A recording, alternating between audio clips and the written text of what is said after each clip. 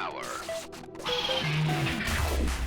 Welcome back, adventurers, to Tower TV, but this time I have a new guest on screen. Say hello, Fred. Hey guys, how you doing? And we are here to bring you a very special game. A game we have not yet had on camera, a game we do have in store. And it is called Flesh and Blood. Hold up your box. Oh. Yeah, the box. Flesh and Blood. Can you... It works. You'll have a better view when we get on it. And B-roll. Pew! I'm getting real used to that for editing. But yeah, so Fred, you know how to play this game. I am quite generously put a fledgling. So what am I getting myself into here? Well, I always tell everyone who wants to know a little bit more about this game, it's D&D as a TCG. So, just to skip over the acronyms, literally, if you have a favorite character in Dungeons & Dragons, say your knight or your lone samurai, perhaps they get into a scuffle. Well, this game be the fight that they get scuffling in. So we have D&D PvP. Absolutely. I will explain that. Pretty much, you have your hero. Your hero can apply equipment and, of course, a weapon. And you use cards through your deck, in which, and realistically speaking, you'll cycle through that deck a couple of times, to attack or defend against the opposing person. It is pretty much a fight in D&D. It's probably one of the most fun TCGs I have played for quite some time. All right, then. So much for my next paycheck. But to explain the acronyms that were said that Fred was like an intellectual trying to avoid, D&D is Dungeons & Dragons, so a more role-playing game where you're taking on the guise of a character on the tabletop, where PvP means player versus player. So like for Dungeons & Dragons, you're supposed to kind of go as a party, if I'm saying that right? Like a party, Absolutely. Like a team, like you got your whole crew of buddies. And then for like Flesh and Blood, the way that I'm gathering this is that you're supposed to have one player go up against another with everything that those characters already have equipped. Absolutely. So like even on this board that I'm looking at here, we have plate mail, we have greaves on the table, we have swords, we have different artworks that do a bunch of different things, we have the characters, and we are going to learn how to tackle this game today, right? Absolutely. Well, I'm going to learn. He already knows. But without further ado, let's hop on. English is hard. Let's hop on into it, guys. Zoom! And we are at the game table. Say hi, Fred. Hey, what's going on, guys? The hands. You can only see the hands. But yes, we actually have a full gaming mat here for you guys to show you how Flesh and Blood operates on the table. And so, Fred, what is here? What is in front of me? What is happening? So let's give you a brief explanation of how we're going to set this up. Your heroes, which they come in actual pre-made decks. Ooh. What do you got? I have, let's see, Miss Ironsong. Don't show me, show them. She is a knight. Very much so the equivalent of a fighter in D&D. She's one of my favorites, I would have to say. Next to, of course, my second favorite, Katsu. The Wandering Warrior. Ooh. He is pretty much the equivalent of a samurai, or a ronin, if you will. Each hero comes in their own decks, pretty much. These are pre-made decks. But along with pre-made decks, just so that you don't think, this is one of those games where you can't build and edit your deck, it comes with booster packs. This is the Welcome to Wraith booster pack. Comes with 15 cards in the pack. Pretty much, this lets you edit your deck how you see fit. There are different types of cards in the deck that you get from these packs, and I'll go over that with you here. Every deck and every hero have different cards and different rarities of the cards. You have different cards like attack reactions, which, of course, I will get back into later in a bit here. We have cards that say defense reactions, which I'll also explain once we get to the combat part. We have attack cards. A lot of these cards come with special effects. This is just a basic journal attack card. And then we have instant cards and utility cards. Pretty much these are used to pretty much give you the advantage when you are attacking or defending. So here I'll go over a quick rundown of the board. There are 2 different versions of the heroes. Pretty much it gives you kind of a advanced mode or a beginner mode, if you will. For me, Miss Ironsong here has a veteran version and a younger version. The younger version has a life total of 20, while the veteran has a life total of 40. Just to give players a longer game or a more advanced game of play. Decks usually are a minimum of 60 cards, maximum of 80 cards. Oh wow. Yep, it's actually you can really choose and mix up how you want the game to play out for you in the length of the game. I'm down for that. A standard game can go anywhere from 10 to 15 minutes. If you are going into a more advanced form of play, of course it's going to take a little longer. Let's go over the setup for the young versions of our heroes. Okay, so I'll be using Little Katsu. Absolutely. Little Katsu! Alright, put him over there. So basically how the board is set up is you have your hero in the hero section. Okay, so like right here in the hero spot. Absolutely. And every hero comes with weapons. Of Right. course, my current weapon is the Dawn Blade. And I have 2 swords. You have 2 swords. Each hero has a 2 mix-up of weapons. different arsenals, different armors. Pretty much, you can mix and match how you want the character to play, depending on, of course, the character's personal rules. For you, you have arms, a headpiece, and legs for your armor choices. For me, I don't have the headpiece, but I do have a chest plate, gauntlets, and of course, footwear for my characters. Just to give you a brief explanation of how this zone works, you have an arsenal section. Right. So, luckily, the game mat is wonderful for this kind of thing. It actually gives you the rules for the arsenal. At end of your turn, if your arsenal is empty, you may put down 1 card face down from your hand that you can play straight from the arsenal. So, pretty much, if you have, say,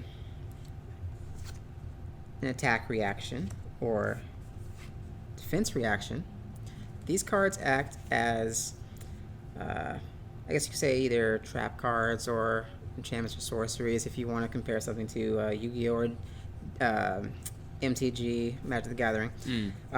You pretty much, at the end of your turn, if you still have cards in your hand, can place one face down right there. And you can only play these cards from your arsenal when the time is dictated by the card. We're going to do a quick mock battle here, and I can show you exactly how combat works.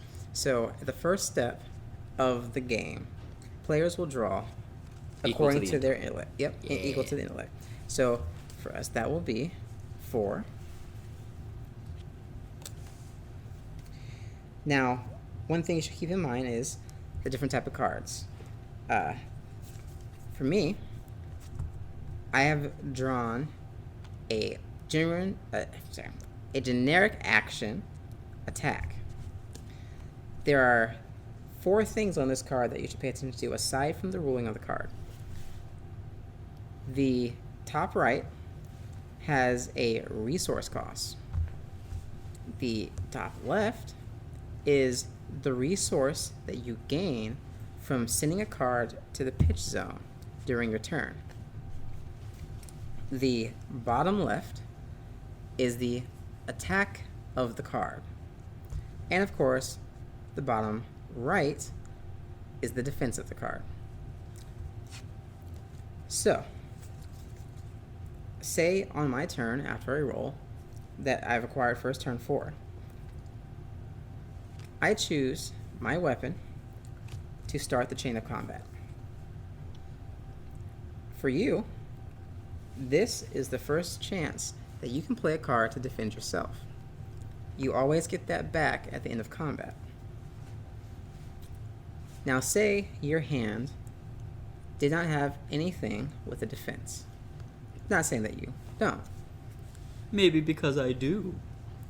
True. You can always use any one of your armors to defend the attack.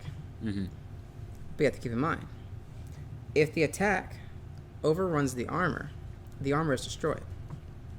And it goes to the graveyard. But let's say you do have something with the defense. Go ahead and put one down on the chain. Put down Flusterfist. That has a 3 next to the shield, so 3 defense value, I guess is the way to put it. Exactly. Now, if I don't have anything to respond with, this will end the chain. Everything is resolved. This card is used, goes to the graveyard. This goes back to my weapon slot. At the end of my turn, I can choose to place a card in my arsenal. The arsenal is only used in this very moment aside from when you need the card that you've placed. At the end of your turn, if your arsenal is empty, you may put one card from your hand face down into the arsenal slot. Let's see what I have. Perfect. I have chosen a card to put into my arsenal. At the end of every player's turn, when he finishes their turn, they draw up to their intellect, which for me is 4. And so for my weapon, since I have 2 one-handed weapons, because I see on the bottom there's Dagger 1H, so that would mean these 2 are one-handed weapons. Can I swing with both of them? According to the chain, it's one thing at a time. Okay. So yes, you may. This is something that everyone should be aware of. Knowing that you can only draw cards up to your intellect at the end of your turn, spending too many cards might leave you at a disadvantage. So one must be very careful how they play their character out. And that's pretty much an example of how combat is played in Flesh and Blood. Now, of course, we skipped a few things, but that's just a general idea of how Flesh and Blood combat plays out. That's like the core basics, right? The core basics. Now we'll actually play a full-blown game so that you can understand how the game is played even further. We are in the game of the arena. It is I, Katsu, here for you. Alright, so we're going to try an actual game with a little commentary and explanation, just so that you get the hang of it. Yeah, pickle the pace. Bring the blood. So, first turn, draw your 4 cards, or I should say, cards according to your intellect. Draw cards equal to my blue thing. Got it. My blue thing. Boy, do I tell you, that's quite the hand. Is there mulligans in this game? You know, I haven't actually seen anyone have a need to do that. Also fair. So I've never actually had that question asked or answered. It's like, I've never considered it, so we'll go with I have no clue. At this current time, I do not know, but that is okay. Most of the time, you have ways of getting out of some bad draws, such as me right now. But we will rock, paper, scissors to see who goes first. How about that? So. Whoa! Rock, paper, scissors, shoe. Oh. Rock, paper, scissors, shoe. Ah. All right. So, with that being done, I shall go first. Okay. I will use my Dawn Blade, Okay. which the card says once per turn action, I have to spend a resource to attack. Yep, because that was the one little red blip. Yep. So, I will pitch this card to my pitch zone, giving me 3 resources. Ruh-roh. Now, I will use one of those resources to apply Dawn Blade. Do you have a response? Okay, and so for your resources, you've pitched 1, so you have 3 at the moment, and Correct. you've spent 1 currently to use that ability. So you still have the 2, right? Exactly. Okay, and you can use the 2 anytime during this whole combat thing. Anytime, as long as there is a card that requires a resource, I can pull from that pool. Okay, and that is during the extent of your turn? Exactly. Oh, neat. All right. That is a 3 damage characteristic. Yep. The small yellow dot at the bottom left Let's see. indicates that it is an attack card, of course, because it is my weapon. And it will hit for 3 if it hits you. Alright. Let's see. I will put down Flusterfist, which has a cost of 0. And so I will have a 3... a card with a blocking characteristic of 3 block the Dawnblade. So one thing to keep in mind is when you are defending as a player, it does not cost any resource to use any of your cards for defense purposes. Yeah. So there is no need to worry about the defense rating until it is your turn to make a move or an attack. Neat. So that will block my weapon. And it doesn't look like I have anything that I can use, except I will pay 1 resource to apply this to the chain. Now, of course, this says as an additional cost to play Flock of the Feather Walkers, reveal a card in your hand with 1 cost or less. Fortunately, I don't have that. I've already went through my cards and realized that I do not have a card of 1 or less. So, in this case, I cannot use this card. That's just to keep, people aware of what things like that can do. Okay. So, you will completely block me here. Yes. Combat resolves. Weapons go back to the weapon slot. And this used card goes to the graveyard. Exactly. Boop. Now, it is the end of my turn. I have 3 cards in my hand. I can continue to draw according to my intellect. So I will draw 1 card. And it'll be your turn. Okay, so on my turn, I have things.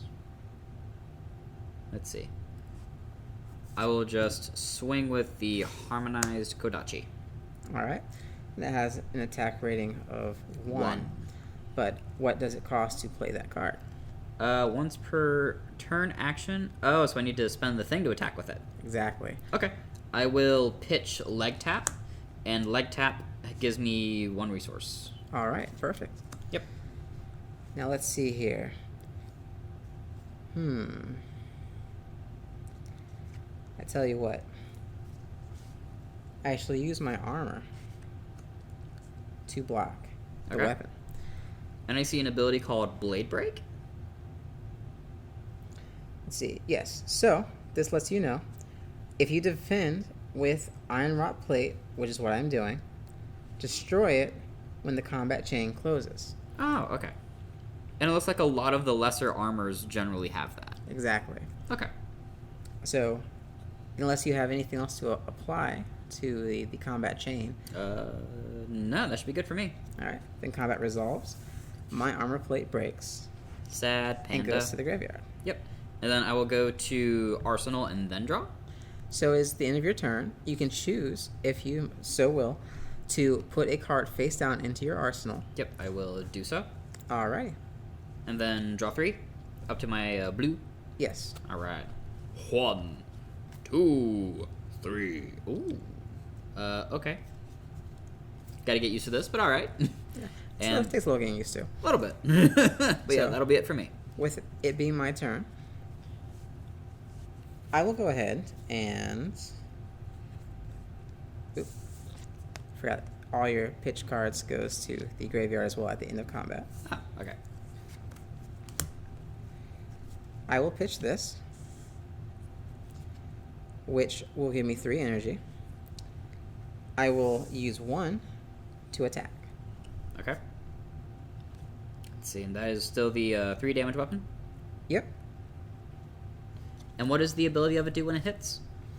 So if Dawnblade hits, and it's the second time it has hit during this turn, put a +1 counter on Dawnblade. At the beginning of your end phase, if Dawnblade did not hit this turn, remove all +1 counters. I will take the damage. Alright. So your character, the life total of your character at the bottom right, which is 20, indicated by the green dot, now goes down by 3. Sad panda. I am at 17. So, weapon returns. I will choose to, at the end of my turn, put a card face down into the arsenal. The pitch cards go to the graveyard. Oh, Okay. sorry. My apologies. Pitch cards return to the bottom of the deck.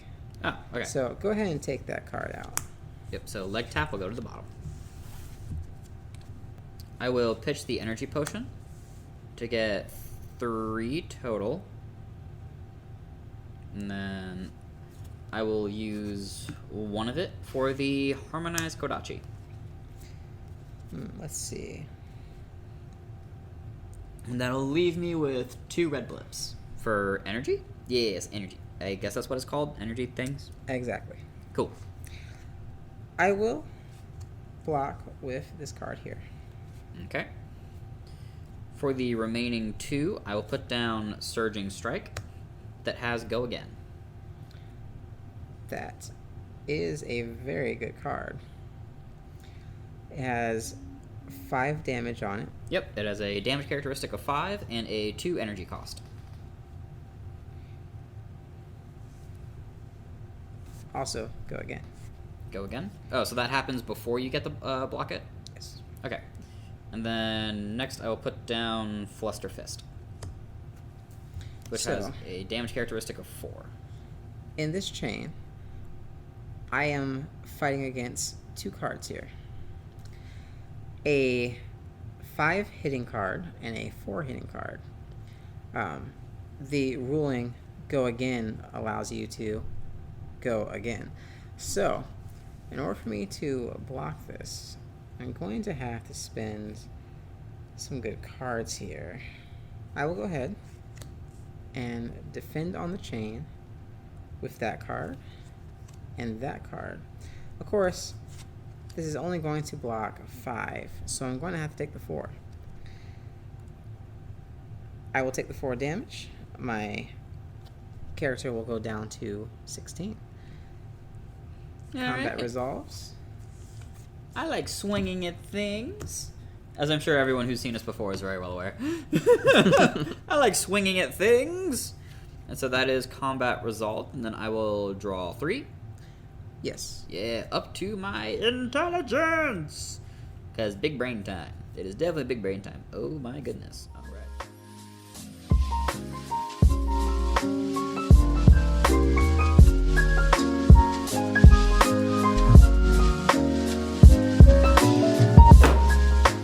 And we are back from a very, very long and drawn out game.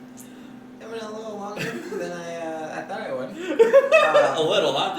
Well, the average game is 15 minutes, and that was the first time I got to play for quite some time.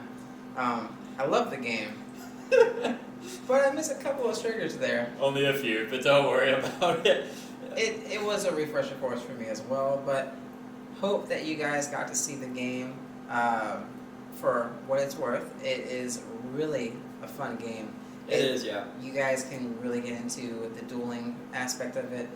I would definitely say it is comparable to D&D. Oh, absolutely. Like, now that I've actually gotten my hands on the cards, it's like, all of the different pieces and parts in it aren't exactly, like, spells or cantrips or whatever. It's literally just different abilities of, like, what your physical person is capable of. Yeah. So, like, while I was playing Katsu, a lot of the cards that were in my hand are very offensively heavy, but they're not very defensive, which is kind of what bit me at the end of it. And so, like, the way he works is that for combos and just taking those off, the idea is that, like, for martial arts, when you're up close and personal, the attacks are deadly, but the idea is that you do it in a succession where, like, it's just a unbridled offensive. Like, it's boom, boom, boom, boom, boom, boom, boom. Whereas for your character, she was the stalwart shield, which was not good for me. It was not good for me at all. I definitely would like to have the chance to try different characters. Yeah, maybe try again a little bit later when we get some hands-on flesh and blood booster boxes with Welcome to Wrath and what's that one? This one here is, let's see, Arcane Rising. Arcane Rising. So what you're telling me is wizards. Most likely, maybe, possibly. Maybe? might have to get your guys to get yourselves a box or maybe a pack or two, see what it's like. Absolutely. And what? Okay. And do these come in the opening decks, the starter decks? Every single character deck has a handbook. Yes, every character deck has a little hero's handbook, which was very thoroughly looked into before we started playing, but we were having a bit of a tough time. But it does go through everything very clearly, and so we are enthusiastic about the games we play. I never said we were the best. But the idea is that hopefully we have showed you guys enough where you might be interested in getting your hands on the games. And if you would like to actually get your hands on some of the Flesh and Blood decks, some of the booster packs, some of the booster boxes, feel free to head on over to towerofgames.com and put a order in for whatever it is you may be looking for.